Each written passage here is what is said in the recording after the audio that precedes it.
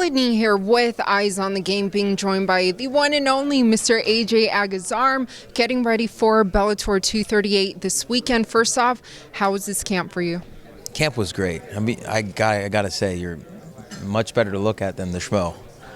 Well, thank you. You're making me blush. He looks good without the glasses, though. Yeah, you know, but the glasses make him, so it's not a bad thing. You're right, but you gotta love his energy, right? Yeah, it's good energy. It's good energy. And you guys had a great interview, but looking back into this fight camp, you mentioned to the schmo, the Nick Diaz Army. How has Nick and Nate helped you prepare for this upcoming fight and to get another win in the column? They're OGs. They're OGs of the fight game, and really just as martial artists, it's hard to not be around them and pick up some sort of things here. Even we're walking down from the lobby here, Nate kind of threw a few Easter eggs my way, and it's just like, oh, it's mind blown. These guys are the absolute best role models I could possibly have to when I'm transitioning. Have I since transitioned into fighting, and yeah, it's never ending. What's the best piece of advice they've ever given you? Don't be a bitch. That is good advice, yeah. Well, and hey, I did see on your Instagram you watch. My language. Oh, hey, it's all good. No, there's no censor here. I'm just being real. That's what that's another piece of advice that they've taught, is just be real. So you asked me the best advice they've given, and I think that really resonates with me, and at least it has been. And I've done jiujitsu for the last 15 years, and you got to be a little bit more aggressive in MMA. And it's been a real honor learning from the Diaz brothers. And do you think with their help, with their guidance, they've kind of made that transition for you from jiu-jitsu into MMA very smooth, right? Oh, absolutely. But they're both black belts in jiu-jitsu, so they know what's up with that, and they really know how to bring a team together and make it into an army that is unstoppable. There's no team out there that can even come close to anything that even could be considered a threat to us, and I think that's widely attributed to both the Nick and Nate, and mostly Nick. He paved the way in the beginning, and he really made it possible for his brother and everybody else.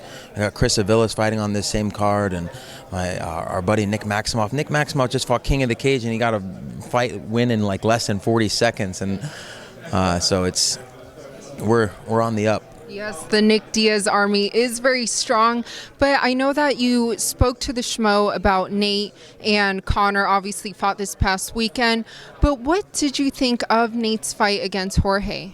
I thought it was bullcrap that it was stopped. Yeah, Nate's a seasoned veteran, but also he's a triathlete. He's a stamina, he's an endurance type athlete. So he gets stronger as the rounds go on. And he might say something, oh, he was getting this and that in the first couple rounds. Like, well, it's a 5-round fight. And if it were up to Nate, like you saw it, he was like, no, let's go, let's keep going. And that's the Nate we know and love. And who knows? Maybe 2020 we'll have that rematch. But. And what about Nick? Do you foresee him ever returning to the octagon?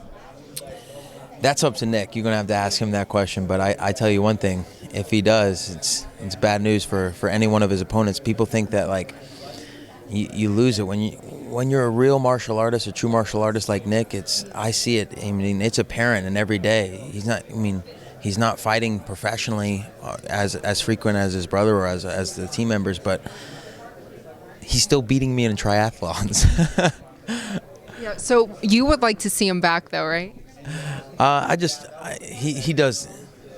I'd like to see him do whatever he wants to do. He's doing it. He dedicated a large part of his life to fighting. Gave the MMA community some of the best fights you could have ever seen. You remember him versus Shamrock? Yeah. That was. I still watched it. Yeah. He's had some wars, and that's what's given fighters like me the opportunity to be here today and make a living. And I consider it the American dream. I'm here getting to do what I love for a living, and I went to college or whatever, and you normally they kind of funnel you into the corporate world and things like that. But even like this, it's MMA has provided opportunities for reporters, for journalists, for photographers. There's a lot of photographers in MMA, and I know that with something as passionate and as energetic as MMA, it's it's a good living to have, and I think that really is you can attribute that to the freedom that the United States provides. Yes, and living that American dream. But lastly, kind of circling back to Nate, though, do you think his next fight will be that trilogy against Conor?